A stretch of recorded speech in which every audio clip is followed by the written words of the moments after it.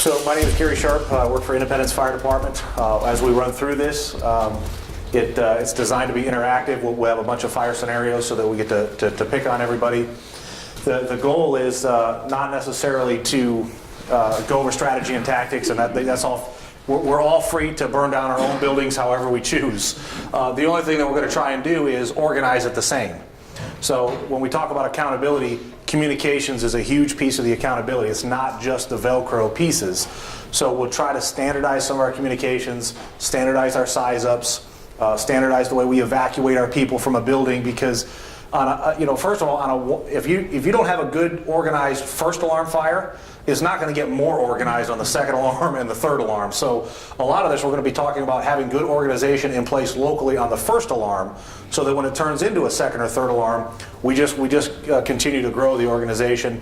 And then there's things that affect all of us. If we have a multiple alarm fire and we're all there and we have to do an evacuation, we have to change from offensive to defensive. If we're not using the same terminology and we're not doing it the same, we could lose somebody, and we could leave somebody behind just because we just weren't organized, or we all did it just a little bit differently, or somebody used the term exit the building, somebody else said evacuate the building, and somebody else says abandon the building, and that all means something different, yet we're all in the same fire. So that's what we're going to do, is try to standardize some of this.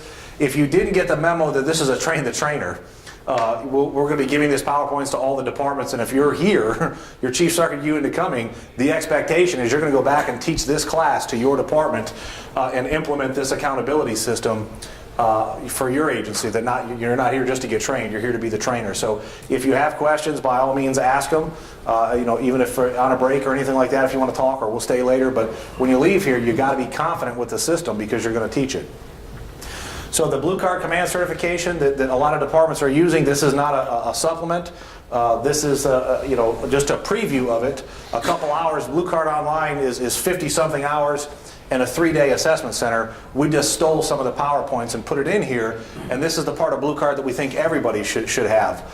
Our goal is, we believe that every incident commander, and we're going to talk about IC number 1, the guy that gets there on the first unit, versus IC number 2, the command officer that eventually assumes command of a box alarm and then escalates it to a multi-alarm fire. IC number 2, we believe, should have the Blue Card Command certification. Take it online and do the assessment center, and that's a whole nother class. But there's pieces of it. But I don't want people to think, man, I don't have to take the Blue Card. I heard everything I need to know in 2 hours, and I slept in a Holiday Inn Express last night. I'm good. That's not the intent of this class. So Here, we'll go. real quick, who's offering the assessment centers? I've had a big struggle trying to find that in Michigan. Yeah, so right now the first one was Clay, Indiana. Now Raft is running assessment centers in West Bloomfield. Okay. Raft just purchased the equipment so that we can start running a Raft assessment center in the North Oakland County, and we're going to run it on iPads, so it's a little bit portable. So FedEx dropped off 7 iPads today. Non-Raft folks. It will be. Raft is setting probably a little. The Raft members will get a discount, and probably a priority registration. But non-Raft members will be, will use it too. And really, the earlier you take it online and go to the assessment center, there's 50 hours online. So there's a lot of people taking the class, but not everybody's finishing. And with summer coming, I imagine the online training is going to slow down just a little bit. So if you get it done quickly, and there'll be plenty of spots early on. Probably by fall, 31 fire departments, all sending their officers, it could get a little tight to get into some assessment centers. What is RAFT? Regional Alliance for Firefighter Training. It's a collaborative training that I think headed by Chief Marinucci in Northville, that departments pay to join a membership and then get to go to training sessions that are offered at RAFT members conferences. They just did a extrication training at Metro Airport with cars, stuff like that. So this is the 4 things we'll go over. IC number 1 will be the bulk of that. That's because that's what we want everybody to standardize. The passport accountability system. IC number 2, we're only going to touch on it so you know how it fits in, but IC number 2 is really the Blue Card system. And then some of the scenarios, we might, if we have time, I don't know if we'll get to those, but you're going to leave here with, there's more scenarios in here than we have time for. We're going to go through some so you'll see how to use them, so that when you go back to your department, you have a whole bunch of canned scenarios to run with your guys. So incident commander number 1, what do we want from them? First and foremost, arrive and position the apparatus. And this is going to slow your size up down a little bit, because unless you have a driver and a separate officer, you're trying to do 2 things at once. The first thing is you've got to spot the apparatus, on the right spot, not under the power lines and all that kind of stuff. And then there's going to come the initial report, and that's going to be a task in itself. So arrive and spot your apparatus, and then give the initial report. If anybody remembers the original fire command book, this used to be called the brief initial report. It's not brief. This thing is a mouthful now, and it's hard to get it all out, but with repetition and practice, it'll get smooth. But you're going to see there's a lot of information coming in the first initial report. And what we'll find, if we get an initial report like we want out of this, like what we're going to teach you today, this is going to set the fire up for success. If this IC number 1 does everything that we're asking, you're probably going to have a pretty well-run fire. So in the first initial report, the first thing that we're looking for is just make sure you contact dispatch and get them to acknowledge before you belt this thing out. Because once you see how long this thing is, you're not going to want to repeat it. So you're going to watch dispatch from engine 1, go ahead. And then give them your size up. So clear dispatch first. The next thing is the description of the building, and we'll go through exactly how do we standardize what we call our buildings, because what I call a small home in Independence is probably different than a small home in Bloomfield Hills with a 6-car garage, right? So that's a small starter home. So we need to standardize on what we're calling small, medium, large. So we'll talk about the building description, the problem, standardizing the fire conditions, and then what's our initial action plan? What is that first engine going to tell us? What are you doing? Declare the strategy, offensive or defensive. Even if it's obvious, we want to hear what the strategy is on the radio. Assume and name command. And then the resource determination, if this was dispatched as a full response or a box alarm, you're going to tell us. Are you keeping it at that level? Are you escalating it? Are you canceling people? The simplest one is going to be continue all units. So this is what we're going to talk about in the initial report when IC number 1 gets there. So the size of the building, or when we describe the building, we want size, height, and occupancy type. The 4 sizes that we can all standardize on, small, medium, large, and mega. And what constitutes that is it's based on the size of the hand line. When we pull up and we've got probably a 200-foot pre-connect is probably the standard. Some people might have an extra one that's a longer, be a 150, but 200 is a pretty fair standard. And if you think the pre-connect can reach the entire structure, that's probably a small building. If you can go in one side of the building and get to everywhere you need to go and probably then some, we'll just call that small. If you think you might not be able to get everywhere in the building, you can get inside with a 200-foot hand line and you can get to most of it, but not all of it, we'll call it medium. If you get a building that you think you can only get to about half of it, we'll call it large. And then if you have a building that you're going to get to less than half or 25% or less, we're going to call mega. And the mega buildings, you probably know everyone in your jurisdiction. We've got some in here to go look at some houses, and we'll call them small, medium, large, mega. The tendency as we've run this, everybody, it's like a fish story. Everybody overestimates. We put up a 1,000 square foot ranch. Someone says, mega, what? Like they think they can't be wrong by supersizing this thing. So most of this, the 200-foot hand line will go through, it'll go through almost all residentials and have some spaghetti left over. But for some reason, we tend to call them large and mega. So we'll run through some buildings here, and I'll start in the guys in the back because I don't want to pick on the guys in the front. So in the very back row, sir, what size would you call this house? Everyone's like, who, me? What size would you call this? There's no one behind you, brother.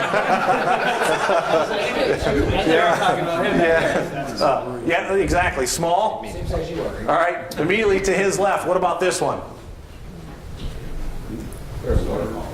What do you think? Yeah, probably medium, because if even a large, I could only get to half, and if I got 200-foot pre-connect through the front door, I might even be, if it's a tweener, you're not sure, you could say a small to medium 2-story residential. But if you're probably medium size, all right, to the left, how about this one? Large. Yeah, either medium or large. But remember the 200-foot pre-connect. If you go in the front door, you got one room here, and I know I can make a right. I go in here, I got another room, and then this is probably a garage. So if I go here, I know I could get this. I could get the whole first floor. I could get up here, and I could probably get most of this. Is probably 3 or 4 bedrooms, and I bet you I could get to at least a couple. Maybe there's one bedroom I can't get to. So I might say that I got a medium 2-story residential. All right, to the left. How about this one? Yeah, maybe a bigger one. Yeah, this is Dan Flood's house, right? So yeah, this is, but even this one's probably large because remember, can I get to half of it? And if you look in here, we've got just a couple probably good-sized rooms. But if I go with a 200-foot pre-connect and make the right, I bet you I can make it all the way down this center hall and get to a good chunk of those buildings, this one's. If I get up here in this stairwell, This is going to give me some problems getting down here on the end, but I'm well over half. So even this size is probably a large, medium to large, or large. Not quite. When we see, here's a clue for mega. When the building don't fit on the screen, it might be a mega if, right? So, all right, all the way, Brian, you're next. What do you think about this one? Yeah, probably, yeah, exactly. Medium, maybe we get up here with a hose line, and we can probably get, even for an apartment building, small to medium size, 2-story apartment. All right, to Brian's left. What about this one? Medium large, you just get a position of the street, you gotta stretch it. Yeah, you got a little setback here, so you're not going to get, probably if you went up these stairs, you may not get to the back bedroom there. So medium to large size.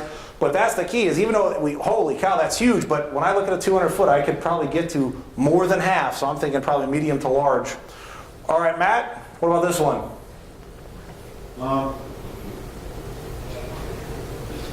Yeah, definitely large to mega. Yeah, it definitely. This is a large. You'll see a mega when we get to it, but this is a large 3-story apartment building. All right, up in the front next to the camera, guys. I'd say medium. Yeah, medium-sized 1-story commercial building. And so I'll jump through. So we won't go through all of these, but there's more in here, so that when you do the station training, you have these drills to do with your crews. Now we start getting into this either large or large to mega. Now there's no doubt, right? I'm on the scene of a mega-sized 1-story strip mall because there's no way, if you put a hose line here, you're not going to get it over here. So this is mega. Yeah, don't let this one burn down, right? Cops will be protecting them. So same thing, mega. You got a 900-foot building, doesn't fit on the slides. So mega ones are target hazards. You could probably memorize every mega building in your community because they're so huge. You either have a little mega tax boost when they build that thing in your community. Now height is just a number of stories. So when we get there, now we're always adding size first. We want to try and get everybody to put the size up in the exact order. So size, height, then occupancy type. So I have a small to medium 2-story residential. Sometimes these ones can beat us up. Is that a half or is that 1? You could say I have a 2.5-story or a medium 2.5-story apartment building, or you could call it 3. At some point, we're either going to have to declare that this is a floor, or in a little bit, we're going to get to basements and call it a basement. But it's going to be one or the other. Usually on these, we're going to end up calling this thing a floor. The steps are going to go down a little bit. So these half-story apartment buildings down that, we generally it's more akin to a floor than it is than what we'd consider a basement. All right, where do we leave off? Just to the right. So go give us the size and the height. Small 1-story. Yep, small 1-story residential, perfect. All right, Ryan, you're up, and you pull up and you get. All right, I saved that one, man, for you. So, yeah, right. Come on, that's an easy one. Engine 1's on the scene with an 86, a mega 86-story skyscraper. Nothing showing. Oh shit, don't count. Yeah, that will be fun. You'll hear beeping in the background on that one, right? So, and then the occupancy type, and then we'll standardize just some of the occupancies where we're stealing this out of the fire code. This is where we got the most flexibility. When we get to a residential, whether you're calling them single-family dwellings or residential or homes, that's not going to change our tactics and our mutual aid all that much. So if you've got something that's working for you, we all kind of understand that those are all the same thing. When we get to apartment buildings, some people will say, I got a multi-family residential. You know that dude's an inspector when he says that, right? So, but if apartments, condos, sometimes in other cities they get real excited about, is it a brownstone or a row house because those have some tactical implications. I don't know that if you have something like that that's important to you, you can throw it in there. But for the most part, I throw this out as an apartment building because I get tongue-tied when I try and say multi-family residential. When we get into public assemblies, it's usually just easy to call it what it is.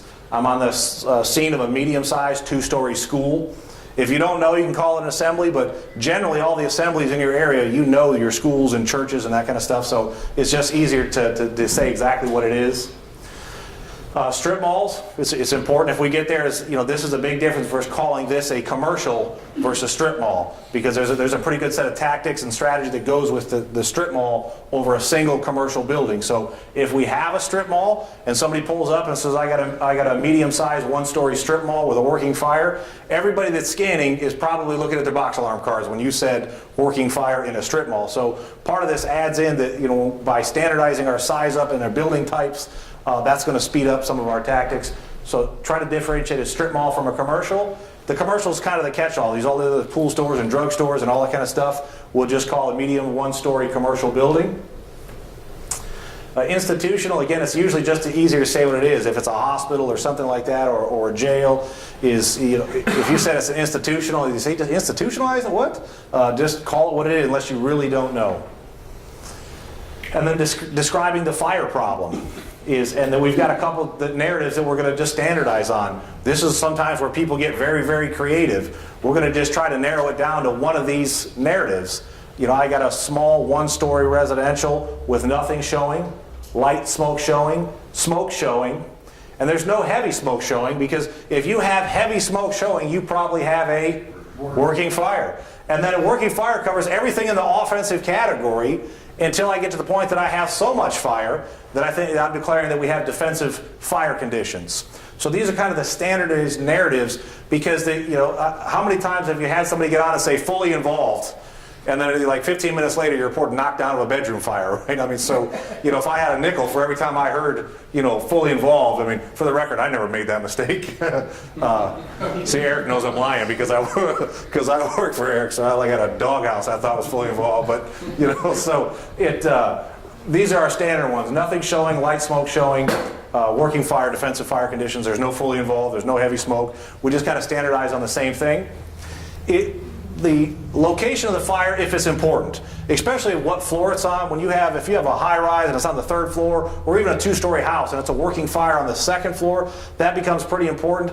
The smoke showing on the A and the C side, I bet the fire is probably still in the house, right? So the exact windows that stuff is less important. If you got a big structure and sometimes you have a working fire on the Charlie side, that might be pretty important for access in apartment buildings. But don't get some people, when we're going to get into the size ups and we can combine all this, some people start getting twisted up here on the smoke on the A or the Charlie. If it's important, put it in there. If it's not, we can stay with smoke showing or working fire or defensive fire conditions. If we're not already using Alpha, Bravo, Charlie, Delta, we want to try to standardize on that and using the full name instead of that, because B side sounds a lot like D side. So we try to build into our vocabulary Bravo, Delta.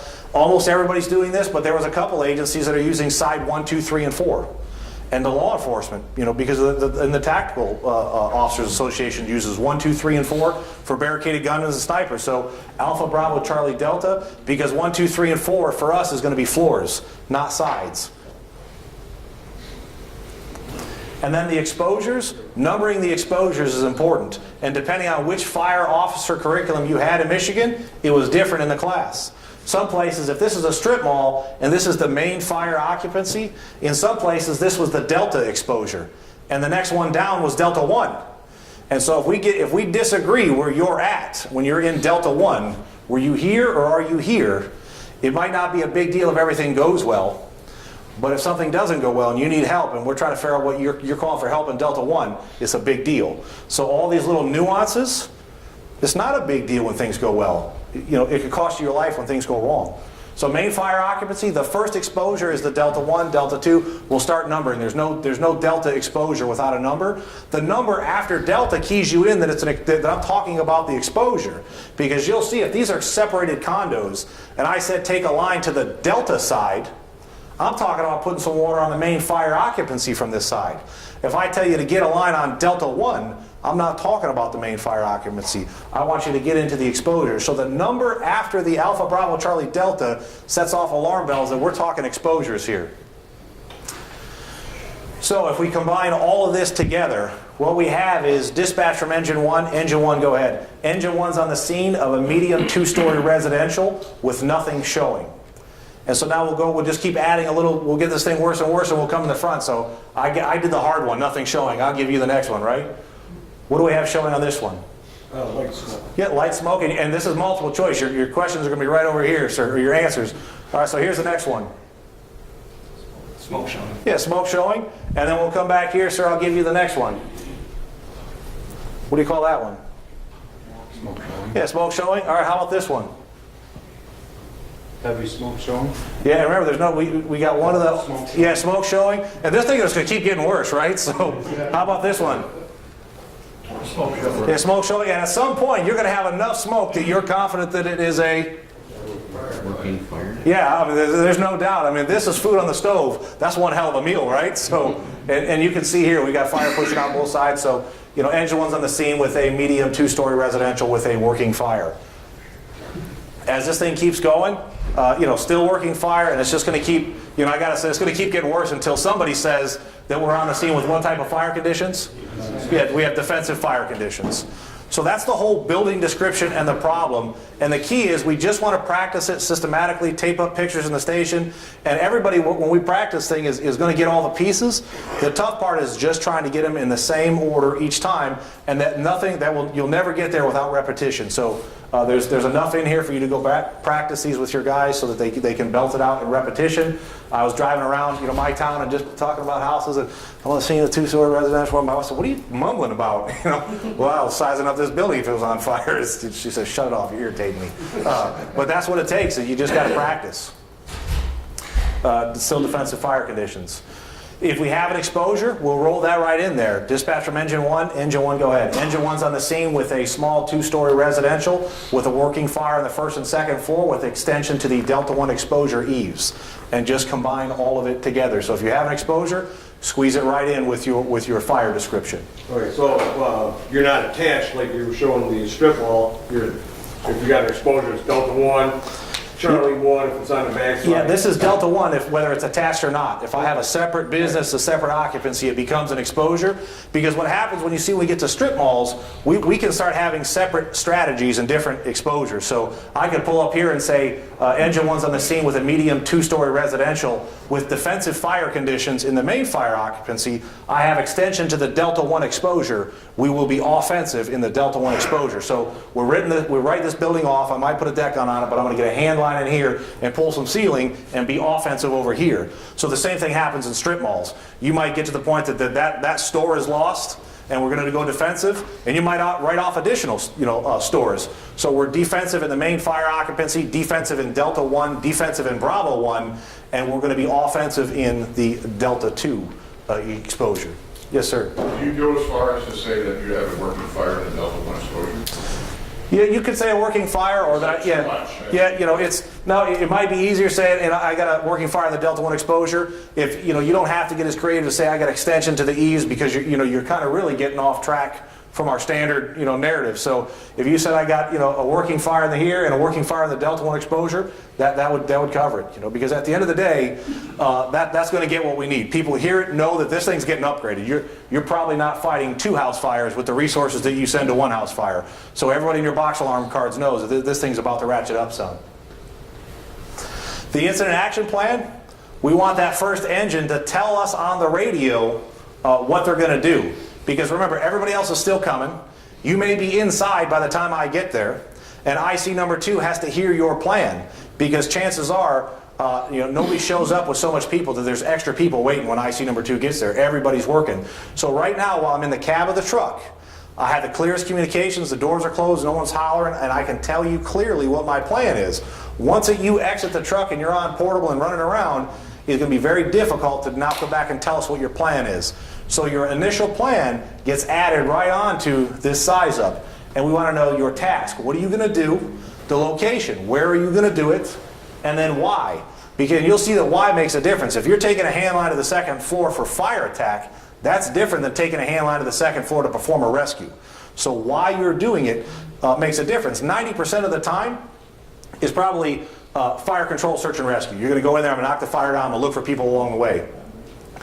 But if you're protecting exposures or you have a physical entrapment, those are a little bit differently.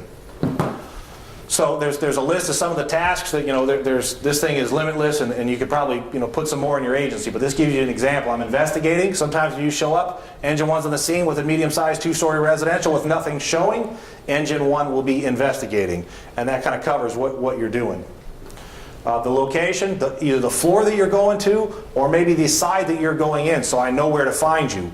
If you pull up and say engine one's on the scene and a medium 2-story residential with a working fire in the basement, engine one will be stretching a hand line to the Charlie, making entry to the basement on the Charlie side, because this is a walkout for fire attack and search and rescue.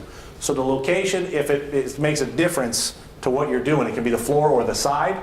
And again, what are you doing? What is the objective? And all that, remember all that NIMS crap, the incident action plan, and everybody thought that meant you had to write this whole thing down and sign it. This is it, man. On a residential structure fire, people say, did you have an incident action plan? I said it right on the radio. I told you that my task, my location, and my objective, and that's the plan.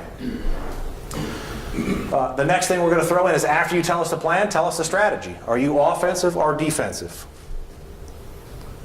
Assume and name command. So engine one's on the scene with a small 2-story residential with a working fire on the first floor. Engine one stretching a hand line for the A side, fire attack, search and rescue will be in the offensive strategy. Engine one has Main Street command, and then end with the resource determination. Continue all units. So if you got a box alarm coming and that's what you want, then tell them to keep coming.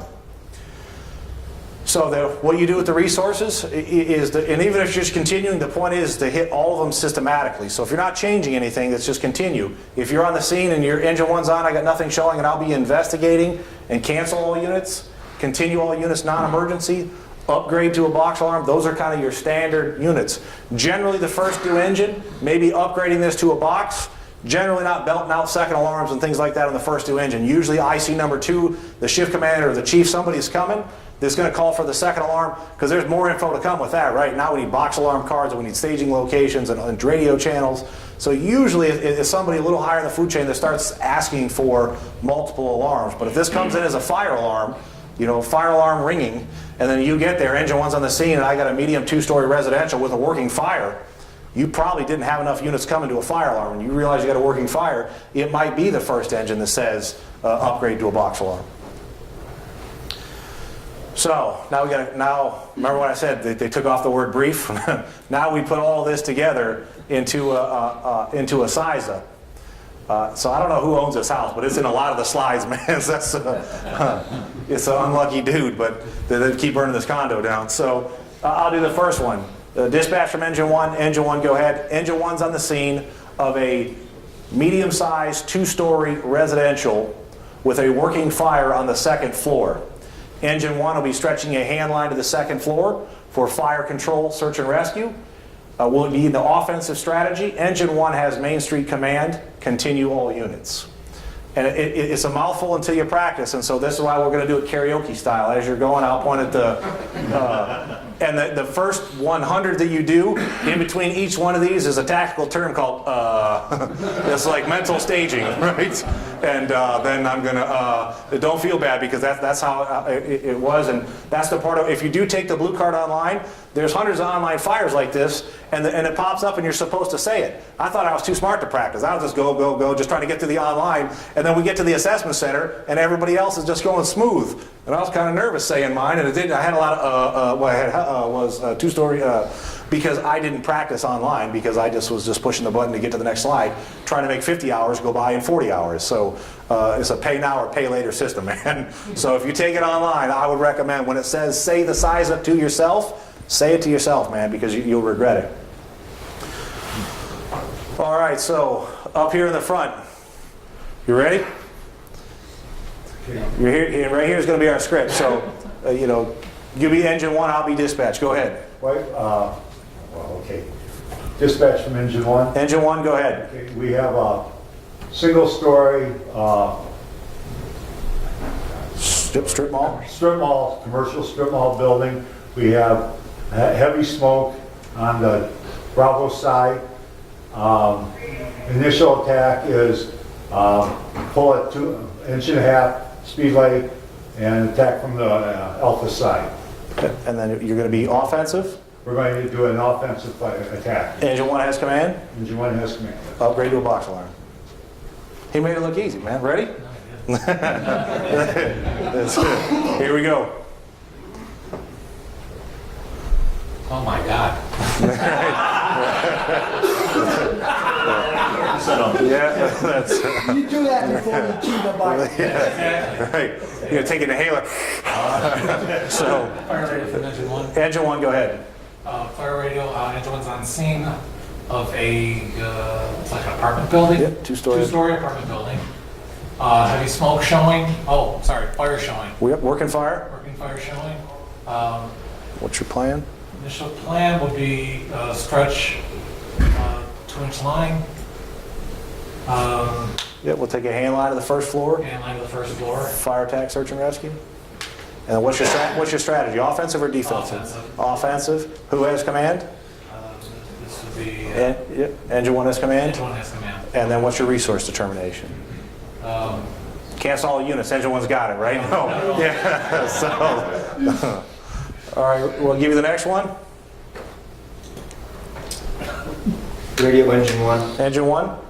Engine one's arrival, two-story, single-family, working fire on Division 1, be operating the offensive strategy, pulling a pre-connect to Division 1, engine 1 will be Main Street Command, upgrade to a first line assignment. Yep. And actually, you know what? I think what all three of us forgot though is we forgot the medium. We got the size. We'll throw the size in there, then the number of floors. But other than that, you nailed it. Hey, Chief, Yes, sir. like most departments in this room, we don't have a full company on our engines that are responding. So for us to assume the command and initiate an attack, when you only got 1, 2, possibly 3 crew members on an engine company, what would we do in that situation? If this is, realistically, if you pull up with 2, you're still assuming command and you're doing an attack. What's going to happen is when we get to IC number 2, he's going to arrive and find IC number 1 inside, talking on the radio, and we're going to talk about how do you make a command transfer when you're talking to a dude that's in an air pack. So we'll talk about the IC number 2. As far as this might be, engine 1's on the scene with a medium 2-story residential working fire on the first floor and extension to the Delta 1 exposure. Engine 1 will be stretching a hand line to the A side for an exterior attack. Engine 1 has command upgrade to a box alarm because you're still bound by 2 in and 2 out. So if if you don't have a belief that someone's trapped, you still need 2 in and 2 out. The IC, even with a 2 in and 2 out, sometimes the 2 out's not the officer. The officer might be, and you're going to be in command from inside the fire, and that's fine. It doesn't have to be for IC number 1 in the fast attack mode. Does not have to be the dude outside. If you're one-manned, you're in command and the nozzle and the pump operator until you get some more people there. And when we talk about the accountability system, we'll talk about filling in behind because no one's going to show up with a 4-man engine backed up by a 4-man ladder. It's just not feasible where we're at. Does that make sense? It does, but I was understanding I can't be initial fire attack and in command at the same time. I have to worry about other companies responding and so forth. Yeah. So where this system was invented in Phoenix, the expectation is the company officer will be in command and inside the fire. Okay. That you're going to make your initial resource determination and stretch the line because IC number 2 is coming right behind you, and this part of the reason you're putting all of this stuff on the radio is so that everybody hears your plan. IC number 2 hears your plan because once you mask up, you're going to lose the ability to communicate. You're not going to be able to relay all of this stuff. Now, if your department says if 3 of you there and the IC stays out and send the other 2, perfect. But if you don't have that luxury where you got to do both and you got to multitask, you might have to be in command from inside the fire. Someone say, where do we leave off? Someone say, I got off the hook. I think I was coming right over here. All right, Bob, what do you think? I'll pass. Phone a friend. So, Dispatch from engine 1. engine 1, go ahead. We have a 3-story apartment building, fire on the 3rd floor, small fire on the 3rd floor. We can stretch in and go to the 3rd floor. That was my strategy there, Gary. Yeah, your plan is going to take a hand line to the 3rd floor, and you're in the offensive strategy. Okay. And then who has command? Engine 1 has command and continue all units. Yeah, continue all units. And the only thing we forgot again was size. So engine 1's on the scene of a medium to large 3-story apartment building with smoke showing from the 3rd floor. Engine 1 will be taking a high-rise pack to the 3rd floor, attaching to the standpipe for fire attack, search and rescue. We're in the offensive strategy. Engine 1 has command dispatch upgrade to a box alarm assignment. I had a question on that. Yes, sir. All right, now you have your exposures, so you'd have a Bravo to the left, Bravo 1 of that, right? Yep. And then a Delta.